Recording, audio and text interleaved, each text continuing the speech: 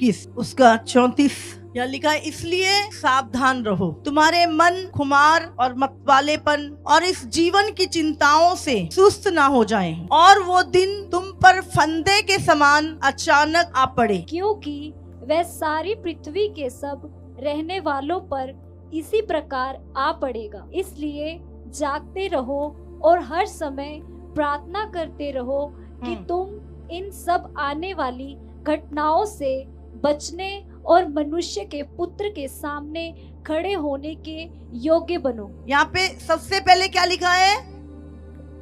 चेतावनी दी गई है, हाँ, अलर्ट किया गया हमें। क्या लिखा है? इसलिए सावधान रहो। किसको कह रहा है प्रभु? क्या क्या लिखा है? खुमार, किसी चीज का खुमार चढ़ जाता ना, दिमाग उधर ही लग जाता, फिर मतवालापन और जीवन की चिंताएं, हाय अभी तो ये करना है, हाय अभी तो यहाँ पे, दिमाग पूरा चिंताओं में। और क्या लिखा है? जीवन की चिंताओं से सुस्त ना हो जाओ और वो दिन तुम पर फंदे के समान अचानक आ पड़े। आपको समझ आ रही है? वो दिन कौन सा? यीशु के आने का दिन। अचानक से प्रभु आ गया, ओ अभी तो जीवन की चिंताएं, ये भी करना है, वो भी करना है, ये भी, दिमाग पूरा जीवन की चिंताओं में सुस्त हुआ पड़ा है, और यीशु मसीह आ गए, कोई तैयारी नहीं, कोई पैकिंग नहीं, क्योंकि वो सारी पृथ्वी के सब रहने वालों पर इसी प्रकार आ पड़ेगा। क्या लिखा है यहाँ पर? सारी पृथ्वी के लोगों पर वो दिन फंदे के समान आ पड़ेगा। लोग इसी जीवन की चिंताओं में सुस्त होंगे, इसी जीवन की खुमारी में, मतवालेपन में होंगे, और एकदम से फंदे के समान। प्रभु क्या कहता है? ये दिन सारी पृथ्वी के लोगों के ऊपर आने वाला है। इसलिए प्रभु हमसे क्या कहता है? पर जागते रहो। कलीसिया, प्रभु आपको सावधान कर रहा है। संसार के लोगों के ऊपर वो दिन फंदे के समान पड़ जाएगा, पर तुम्हें परमेश्वर पहले से सावधान कर रहा है कि तुम जागते रहो और प्रार्थना करते रहो। कब प्रार्थना करनी है? जब चर्च में आना है। क्या लिखा है यहाँ पे? हर समय प्रार्थना करते रहो। क्यों करते रहे? ताकि तुम आने वाली घटनाओं से बचने और मनुष्य के पुत्र यीशु के सामने खड़े होने के योग्य बन जाओ। हालेलुया। यहाँ पर हम ध्यान करेंगे दो चीजें, यहाँ पे दो बातें लिखी हैं। एक तो ये आने वाली घटनाओं से बचना, परमेश्वर के पुत्र के सामने खड़े होने के योग्य बनना। दो चीजों पे हम ध्यान करेंगे। एक तो आने वाली घटनाएं जो पूरे संसार के ऊपर आने वाली है, फंदे के समान आने वाली है, और दूसरी मनुष्य के पुत्र यीशु के सामने खड़े होने के योग्य। सोचो, अगर आज प्रभु आ जाए, क्या मैं योग्य हूं खड़े होने के प्रभु के सामने? क्या मैंने तैयारी की? क्या मैं जागते हुए प्रार्थना कर रहा हूं? क्या मैंने अपना मन प्रभु की सही दिशा की ओर लगाया है? ये दिन दुनिया के लिए एक विनाश का दिन होगा, एक डर का दिन होगा, लेकिन कलीसिया के लिए, जिसकी तैयारी है, उसके लिए एक आशीष का दिन होगा, एक आनंद का दिन होगा, एक छुटकारे का दिन होगा, प्रभु से वो इनाम पाने का दिन होगा। Hallelujah, hallelujah.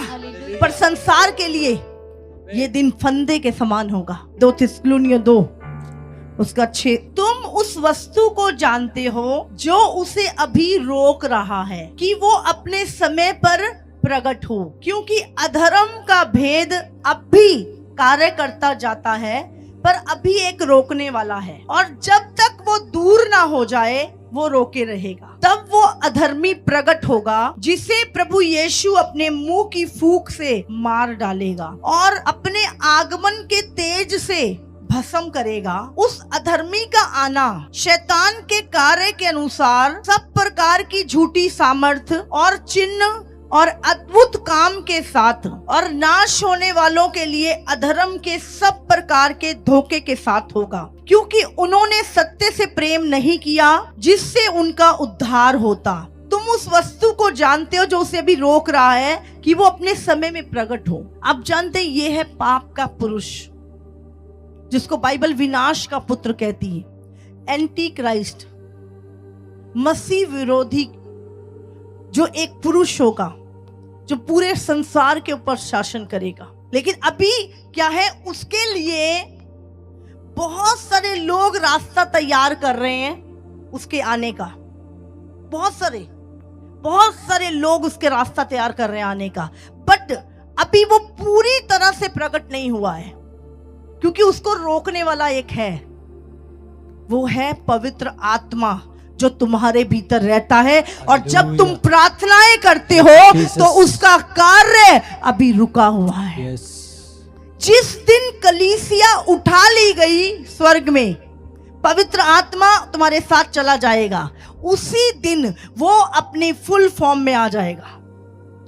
वो पाप का पुरुष अपनी फुल फॉर्म में आ जाएगा और प्रकट हो जाएगा। लिखा है अभी कोई उसको रोके हुए है। काम शुरू हो चुका है काफी समय से, उसके लिए उसके आने के मार्ग बहुत सारे लोग जो उसे खड़े किए तैयार कर रहे हैं। बहुत सारी सीक्रेट सोसाइटियां गुप्त में उसके रास्ते तैयार कर रही हैं ताकि वो प्रकट हो।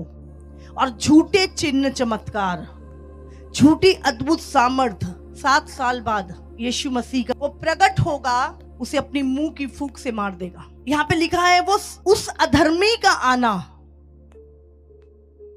सब प्रकार की शैतान के कार्य के अनुसार सब प्रकार की झूठी सामर्थ ऊपर से आग बरसा देगा। मूर्तियां बोलने लगेंगी, ऐसी सामर्थ, ऐसे अद्भुत काम वो लोगों को दिखाएगा। और नाश होने वालों के लिए अधर्म के सब प्रकार के धोखे के साथ होगा, क्योंकि इन्होंने सत्य से प्रेम नहीं किया जिनसे उनका उद्धार होता। जब आप यीशु से प्रेम करोगे आप स्थिर रहोगे, नहीं तो आप भरमाए जाओगे। ये पाप का पुरुष, विनाश का पुत्र, आज दुष्ट शक्तियां इसका मार्ग तैयार कर रही हैं। इसके आने का मार्ग तैयार किया जा रहा है ताकि जब ये आए तो पूरी सब कुछ तैयार हो इसके लिए। और इन चीजों में इसीलिए लिखा है दुनिया में आने वाली घटनाएं और यीशु मसीह के सामने खड़े होने के योग्य बनो। आने वाली घटनाएं, कौन सी घटनाएं आने वाली, क्या होने वाला है दुनिया में, कौन सी घटनाओं से हम बच सकते हैं, किसके बारे में परमेश्वर हमसे बात कर रहा है यहाँ पर। तुम आने वाले घटनाओं, लिखा कि वो सब प्रकार का धोखा देगा विश्वासियों को, सामर्थ्य दिखाएगा अपनी और नाश करने वाली सामर्थ्य भेजेगा, धोखा देके अपने पीछे लगा लेगा। इसीलिए प्रभु ने कहा जागते और प्रार्थना करते रहो, अंत के दिनों में हर आत्मा की प्रतीति ना करो। हर एक व्यक्ति के अंदर विश्वास नहीं है। पौलुस कहता है मैं डरता हूं कि जैसे हब्बा को शैतान ने भरमा दिया, कहीं तुम्हें भी भरमा ना दे। इसलिए जो सुसमाचार तुमने पहले दिन सुना था उस पे खड़े रहो, बने रहो उस पे। मैं आपको बताना चाहती हूँ शैतान एक दिन में काम नहीं करता, वो बहुत पुराना खिलाड़ी है। वो धीरे धीरे धीरे धीरे धीरे धीरे आपको नाश करने के लिए वो एक ऐसी प्लानिंग रचता है, कई बार 6 महीने, 1 साल, 2 साल स्लो प्रोसीजर उसका चलता है। आपको पता भी नहीं चलता कि वो कब आपको विनाश की ओर ले जाता है, कब आपको भरमा देता है, आपको पता भी नहीं चलता। खुली डांट गुप्त प्रेम से उत्तम है। हालेलुया। गुप्त प्रेम, चिकनी चुपड़ी बातें करने वाले, वो आपके विनाश का कारण है। जो आपसे प्रेम करेगा वो आपको डांटेगा, वो आपको सिद्ध होते देखना चाहता है, वो आपको बुद्धिमान होते देखना चाहता है। बाइबल में लिखा है धर्मी की डांट तुम्हारे सिर पर अभिषेक का तेल है। लिखा है जीवन रूपी डांट से तुम बुद्धिमान हो जाते हो। समझ आ रही है? जीवन रूपी डांट जो तुम्हें जीवन देती है, तुम्हें बुद्धिमान बनाती है। अब ये सोचो एक बच्चा, हाँ, खाना खाते खाते वो पूरी खाना मम्मी ने दिया कटोरी खाने के लिए, पर उसने अपने सिर पे डाल ली, तो माँ क्या करेगी? हाँ, क्या करेगी? हाँ ठीक है बेटा, ये नहाने के लिए ही थी। हाँ, ऐसा बोलेगी? मुझे पता नहीं था ये खाने के लिए, तूने नहा लिया ना तो अच्छा किया। लगाई एक थप्पड़, अरे खाने के लिए दी थी इसे, उस सिर में डालने के लिए दी। वो क्यों डांट रही है? ताकि वो मूर्खता का काम दोबारा ना करे। जो तुमसे प्रेम करते हैं वो तुम्हें करेक्ट करते हैं। मैं हमेशा सोचती, एक व्यक्ति हमारे जीवन में हमारे सिर के ऊपर हो जो हमें डांटे, हमें करेक्ट करे, हम बुद्धिमान होते जाएं, हम परमेश्वर में बढ़ते जाएं। लिखा है जो डांट से बैर रखता है वो मूर्ख है, पर जो डांट को सुनकर मानता है वो बुद्धिमानों के साथ ठिकाना पाएगा। नीति वचन 15 और 16 में लिखी है बातें। हालेलुया। लेकिन आज हर छोटा सा बच्चा, मुझे डांट क्यों दिया किसी की, मेरी बेइज्जती कर दी 4 बंदों के सामने, इतना सा टिकने से कहते हैं आज मम्मी मेरी बेइज्जती हो गई। पता नहीं किसने इनको ये चीजें डाली हैं। हाँ, हमारी सबके सामने पिटाई हुआ करती थी। हमारे माँ बाप खुद टीचर के पास जा, बोलो इसको पीटो अच्छे से, जरा इसको मारो, इसको, ये बोलते थे। आजकल के पेरेंट्स हाथ नहीं लगा देना, कहते जो बच्चा यूं ही छोड़ा जाता है वो माँ बाप की लज्जा का कारण ठहरता है। हालेलुया। बाइबल में लिखा है जो वचन की डांट की सुनी अनसुनी करता है वो नाश हो जाता है, वो मृत्यु को पाता है। इसीलिए प्रभु ने कहा हमेशा बच्चों के समान रहो, सीखने वाला मन, करेक्शन। आज हम देख रहे हैं उस मसीह विरोधी के आने की चीजों को, आज उसके आने का वातावरण तैयार किया जा रहा है। और कौन कर रहा है? वो दुष्ट शक्तियां मनुष्य के मन को तैयार कर रही हैं।